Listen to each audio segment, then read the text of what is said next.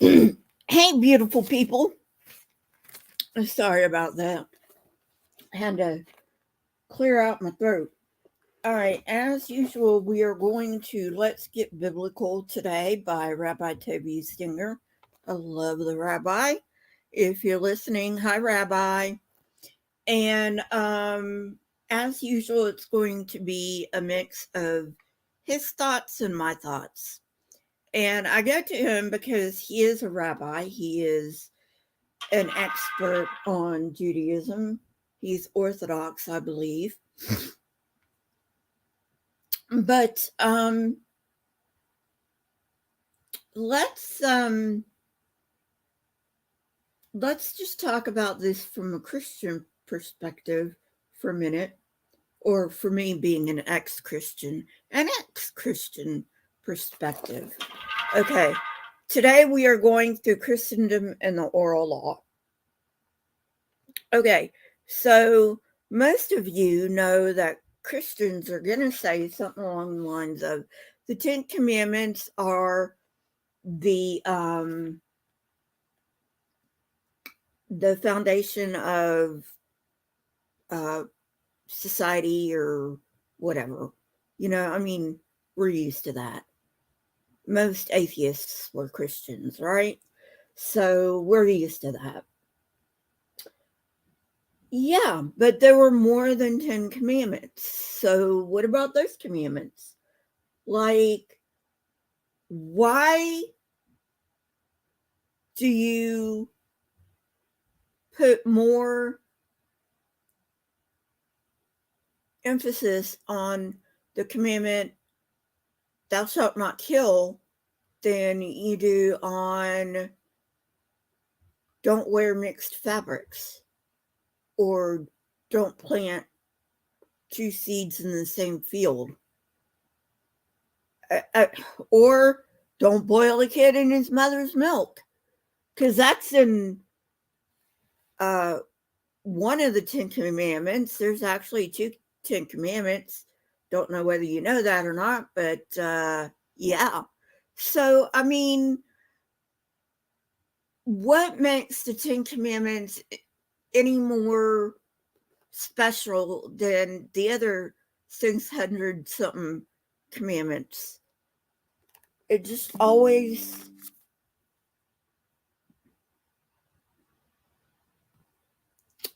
it always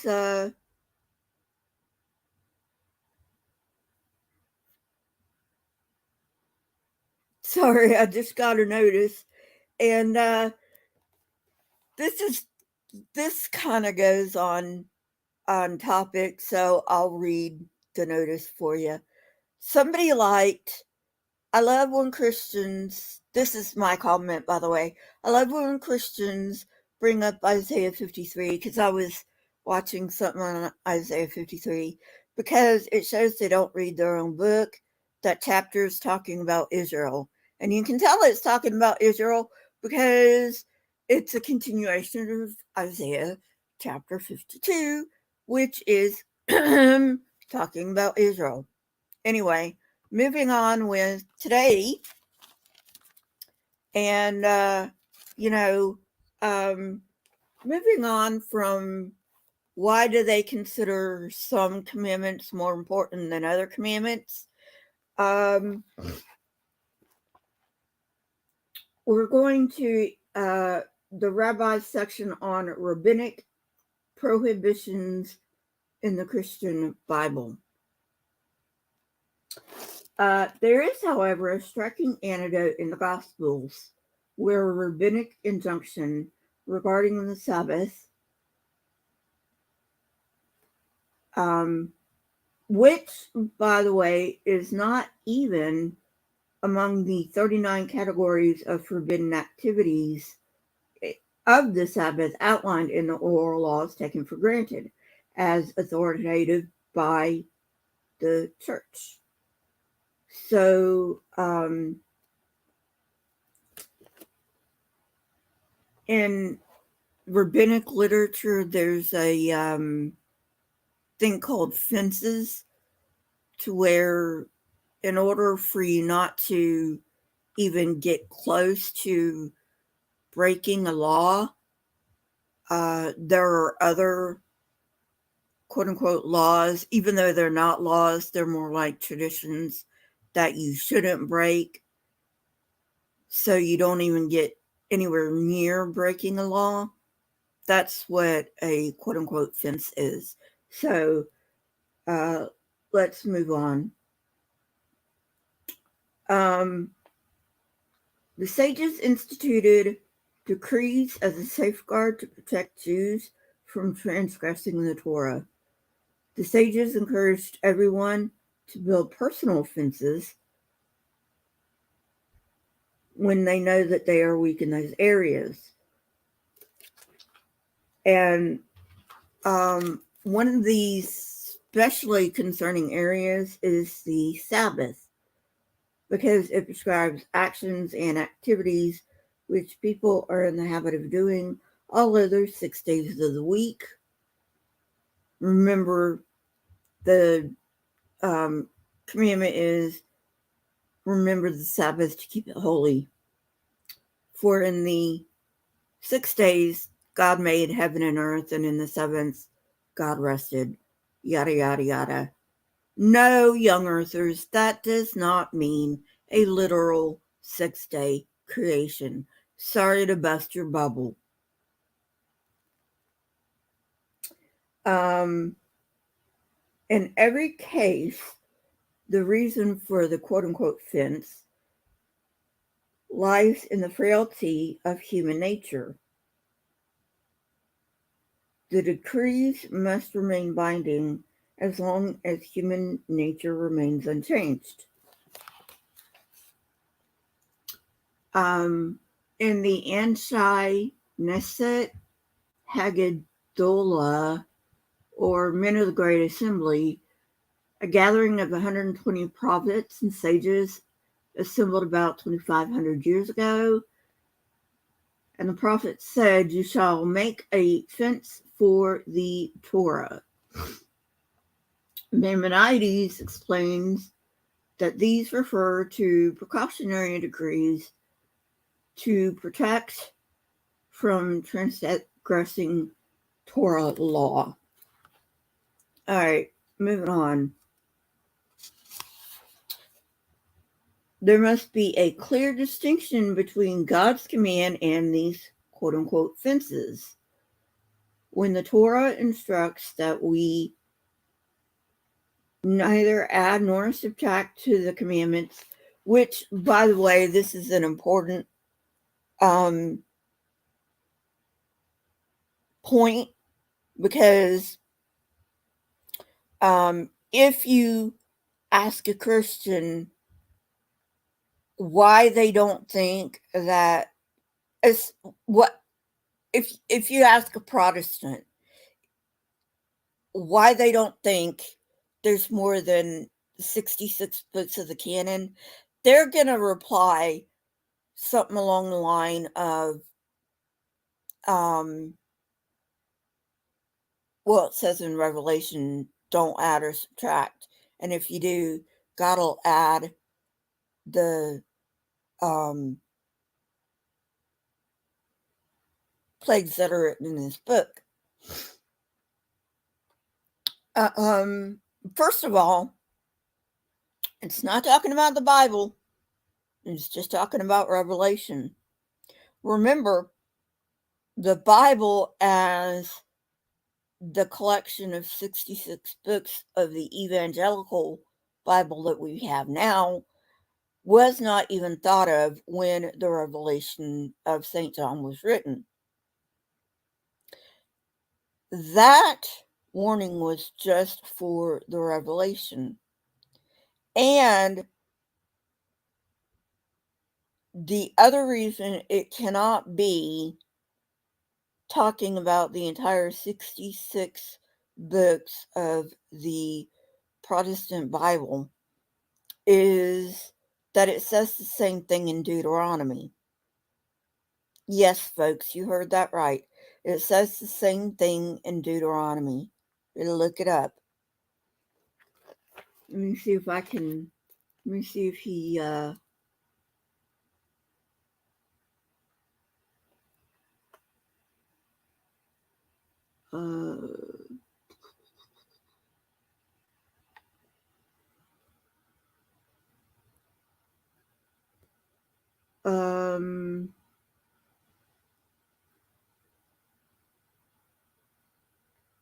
No, he doesn't give the verse, but I do know it is in Deuteronomy. Okay, so does that mean that everything past Deuteronomy is not the Word of God? No, of course not. Like, duh. You would have to be a fool to think that. From even the Christian point of view, you'd have to be a fool to think that. But for some reason, these people don't think about stuff like that. Gee, I wonder why. Maybe it's just a little bit too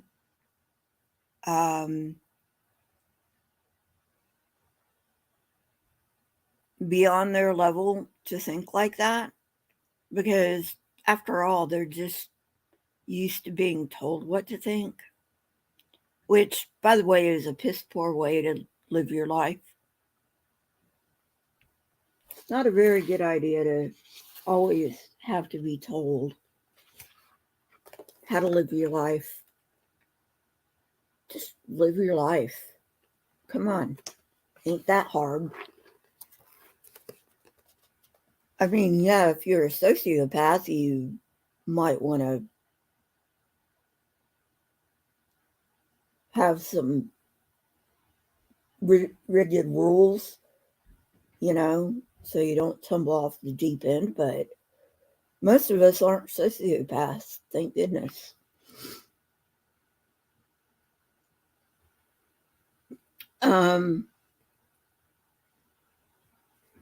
The Talmud explains that even those rabbinic commandments, that is, defenses, were only instituted when the rabbis found a hint or a source in the Torah itself. In other words, these weren't just made off the cuff. They were,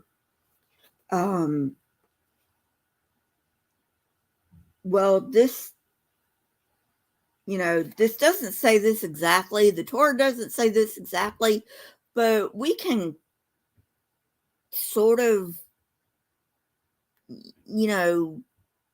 stretch it a little bit. So, yeah.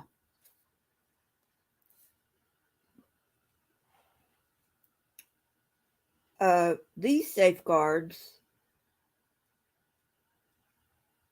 were and are taken seriously and observed as an integral part of the Sabbath to make sure that the importance of the Sabbath was not lessened.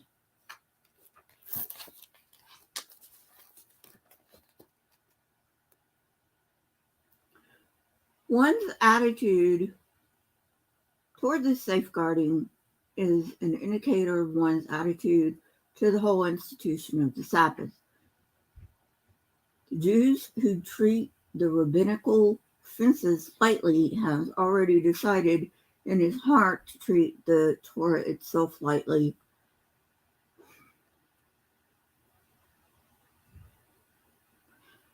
I'm not really sure how they get to that conclusion. Maybe if I can get the rabbi on here to discuss different aspects, then maybe he can clear that up, because I'd really like to know. And Rabbi, you are welcome on here any day. Any day. Just, you got my email. Just, send me an email and we'll figure something out. All right, moving on.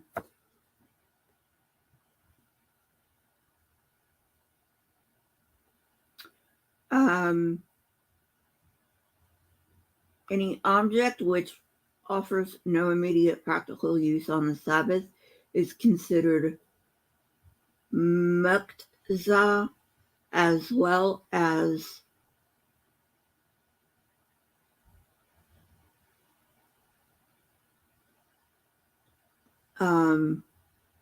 I guess muktza would be like useless. I don't know. It may not be held on the Sabbath. According to conventional law, animals too fall into this category. Pets are an exception, as will be explained. It is forbidden to pet, hold, or stroke an animal on the Sabbath day. An exception to the no handling rule is if the animal is in pain or discomfort. In such an instance, it is permitted to touch it in order to ease its pain. I'm glad he said that because I was about to ask that. All of the above, as we have said, is the conventional law pertaining to touching animals on the Sabbath.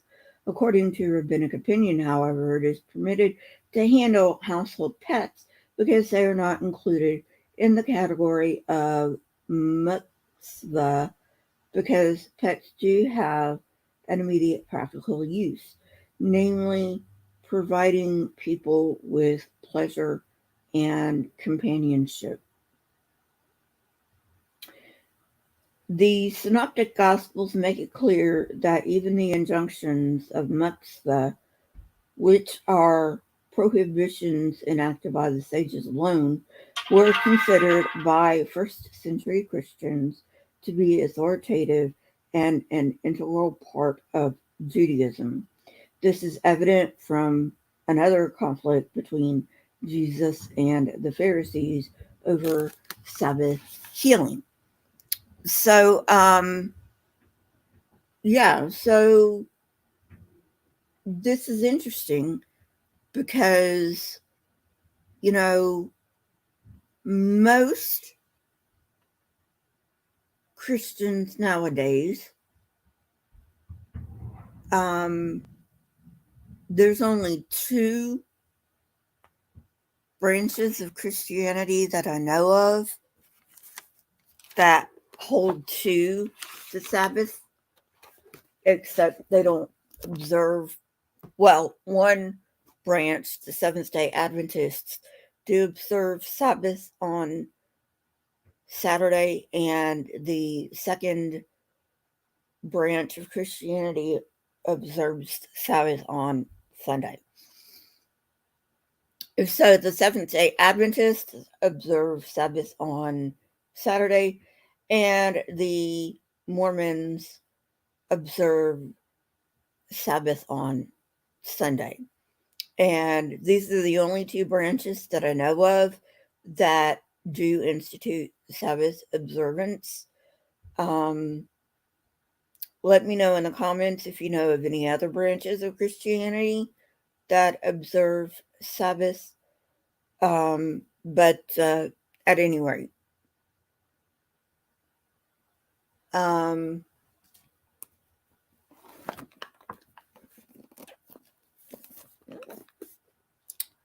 so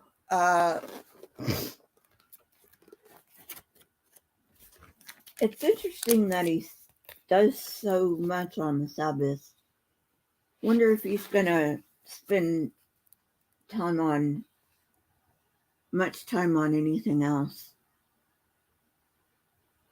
Jesus' point here. Okay, hang on. I skipped something.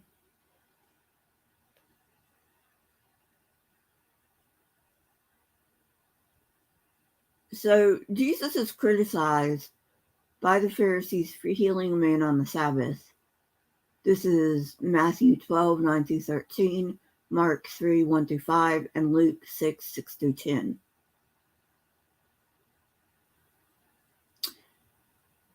Jesus takes the Talmudic law and illustrates that his actions are permissible, not based on the written or the oral Torah, but rather upon the authority of the rabbinic prohibition. So, in other words, Jesus is saying, you're saying that healing is not permitted on the Sabbath, but, doing good is permitted on the Sabbath, and therefore, hey, Hive, sigh. So, if doing good is permitted on the Sabbath, then healing is doing good on the Sabbath, and therefore it is not impermissible to heal on the Sabbath, is basically what Jesus is saying there.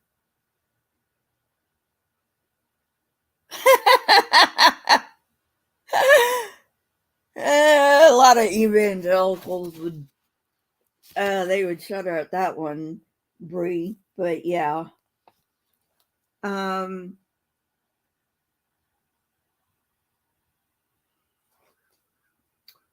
So Jesus' point here is that although there is rabbinic prohibition against handling an animal on the Sabbath, nevertheless, to alleviate the pain and suffering of an animal, the sages specifically enacted a special dispensation permitting a Jew to rescue an animal that is stuck in a ditch. I'm sorry, I skipped a point. This is when Jesus is saying, which one of you, if, one of your animals gets stuck in a ditch, ain't going to rescue him on the Sabbath. That's what the rabbi is talking about here.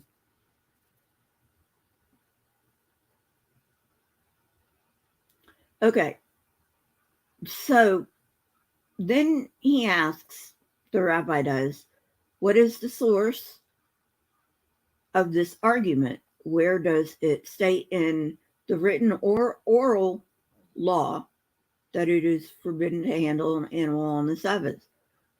What is the source of the special dispensation? The source for both rabbinic prohibitions and dispensation is in the Babylonian Talmud, which was written 500 years after this post-argument between Jesus and the Pharisees took place. So, in other words, the Talmud was written after this shit.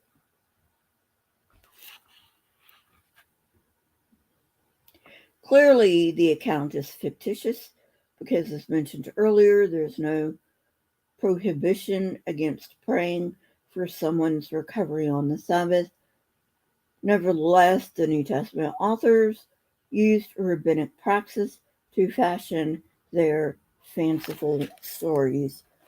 And I might add, they also use Jewish literature to trash the Jews, which I do not agree with.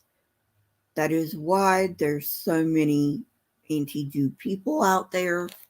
It's disgusting. Once again, these passages create insurmountable problems for critics of rabbinical Judaism. Moreover, it is doubtful that the arguments in the gospel narrative make sense to ordinary church-going Christians.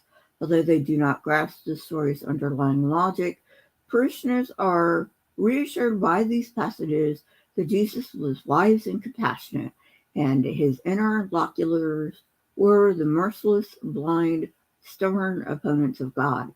Given the oral law was considered sacred by the first Christians, how did it eventually become reviled? Good question.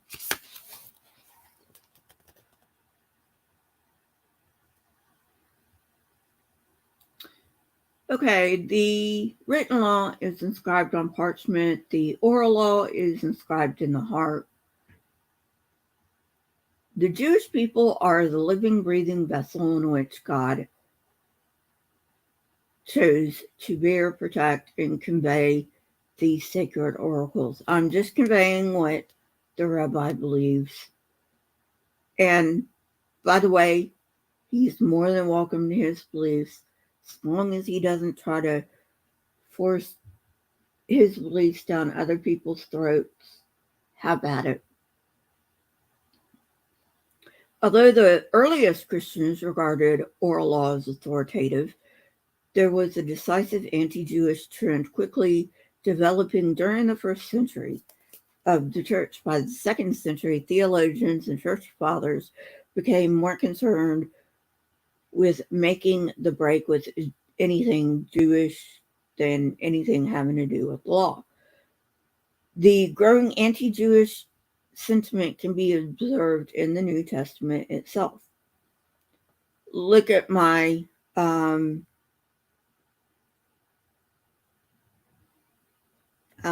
live stream. This is why I think the New Testament was written by the Romans or was pro-Roman or something like that. Mark, the earliest gospel, indicates that both Jewish leaders and the Roman governor Pontius Pilate decided to execute Jesus. Even in Mark's account, the Jews are prodding Pilate, who is reluctant. In the book of Luke, written about 15 years later, the culpability for the crucifixion is squarely on the Jews. Remember what they said, let us and our children bear the punishment. In the book of Matthew, which was written about the same time as Luke, Pilate washes his hands in order to demonstrate he is blameless in Jesus' fate. The culmination of this gruesome spectacle is the uniquely Matthean attribution of the Jewish people. His blood be upon us and our children. In John, Jesus explicitly tells Pilate the sin of the Jews is the greatest, for the Roman governor is powerless to halt the execution. No. The buck stops with the Roman governor. Sorry. Like I said, that's only one reason I think the New Testament is pro-Roman. But go watch that live stream. In John's story, the Jewish people reject Jesus as their king, proclaiming, "We have no king but Caesar." And they would never do that because they hated Caesar. The fourth gospel then claims that Pilate handed Jesus over to them, the Jews, to be crucified. In this outlandish story, it is the Jews who actually take custody of Jesus to be executed. No.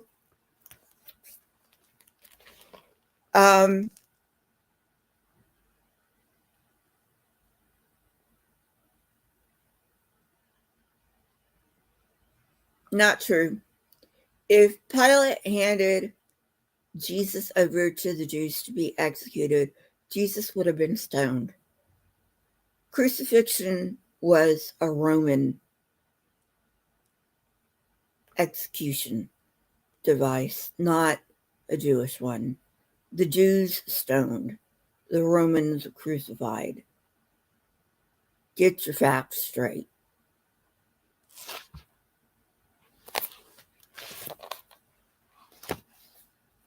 Second century Christian epistles, which were widely read and came close to being included in the New Testament, are even more extreme in their depiction of the Jews. Oh, thank goodness they weren't involved in canon. All right, let's see. The Gospel of Peter, which was written in the early 2nd century, and we're probably going to go over to the Gospel of Peter. I think it's included in the Gnostic Gospels, so we'll go over that sometime soon. Maybe in Atheist Church after I get through with the two books of the rabbi.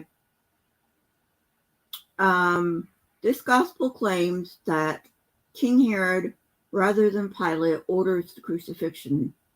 Again, no, Herod had no authority to do that.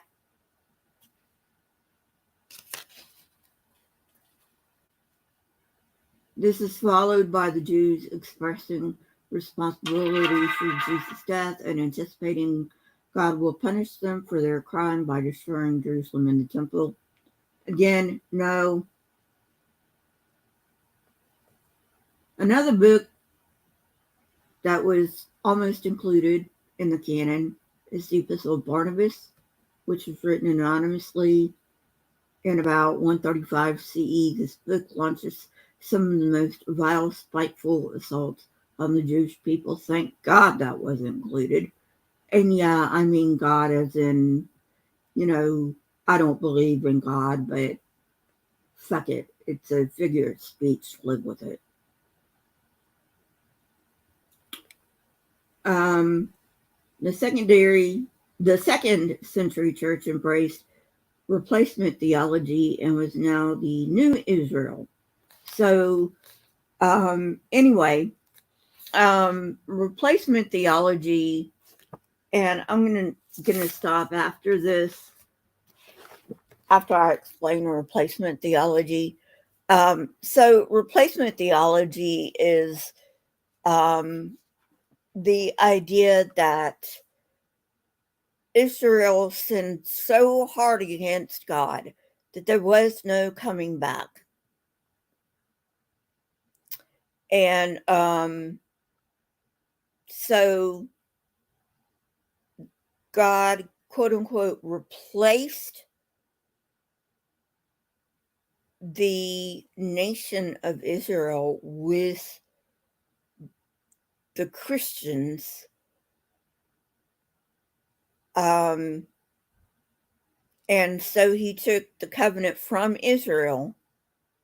Now remember, God says in the Old Testament, my covenant's going to be with Abraham forever.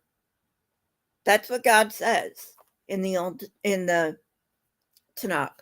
Sorry, Rabbi. I'm trying to break my habit. So God says in Tanakh,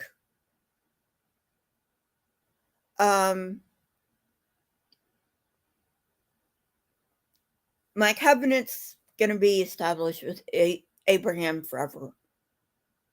He never says, he never says that Israel is going to sin so badly that I'm going to take my covenant away. No, he never says that. Now, I'm going to have to do, if I want to really get into replacement theology, I'm going to have to do a whole different live stream about that can of worms. But, hey, fishhead. But I'm not going to get into that today because that's a headache and a half that I don't want to get into. But that's basically what replacement theology says. Israel sinned so badly in killing Jesus, which, by the way, the Jews didn't do. I've already gone through that. Crucifixion was a Roman punishment, and it was only for traitors. And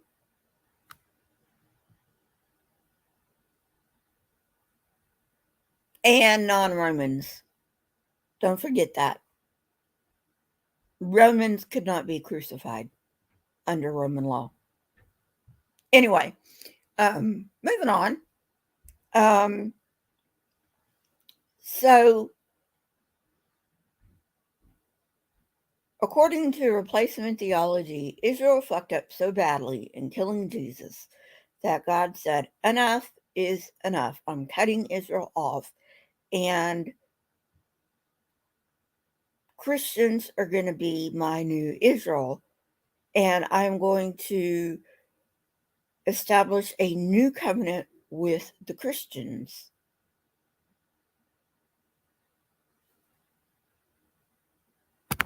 So that's basically replacement theology in a nutshell. Yeah, rather simplistic, but these things aren't really all that hard, my dude. Really not all that hard. Um, they just want to make it seem like it is because they have to twist and turn like pretzels to make their theology seem like it makes sense. But the Christian theology makes no sense at all. But anyway, that being said, I will bid you adieu. Please like this video, share it, leave a comment down below. It helps the algorithm. And I will see you. I don't know. I'll have my debunk out on Tuesday for everybody. For my members, it'll either be out later on today or tomorrow. I'm still putting it together, but it might be out later today. I don't know. We'll just have to see how it goes. Alrighty, I'll see you guys later, and you guys have a good night, and goodbye.